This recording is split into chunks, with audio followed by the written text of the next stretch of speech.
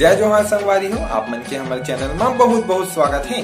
संगवारी हो, जैसे कि आप मन हमन वादा कर रहे हैं कि आप मन हमारे रोज हमारे छत्तीसगढ़ के अद्भुत ऐतिहासिक और प्राकृतिक जानकारी से अवगत कराबो। तो संगवारी हो, आज आप मन बर हमन एक अद्भुत जानकारी लेके आए हैं, जो की है हमारे छत्तीसगढ़ में उल्टा पानी।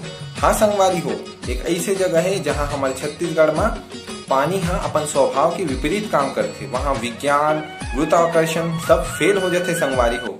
वो जगह है अंबिकापुर मैनपाट। गेला संगवारी हो, हमारे छत्तीसगढ़ में शिमला भी कहे जाते संगवारी हो। वहाँ एक ऐसी जगह है जहाँ पे ऊपर से पानी नीचे नहीं आए, नीचे से पानी ऊपर जाता।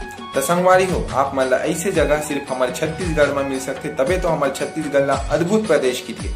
तो संगवारी हो, आप मन जानकारी कैसे लगी समझ ला कमेंट बॉक्स में बताओ। अगर आप मन हमारे चैनल में नवा हो तो हमारे चैनल ला लाइक शेयर सब्सक्राइब करो, और अगर आप मन हमारे इंस्टाग्राम में देखा तो फॉलो करे बर झन भूलाऊ।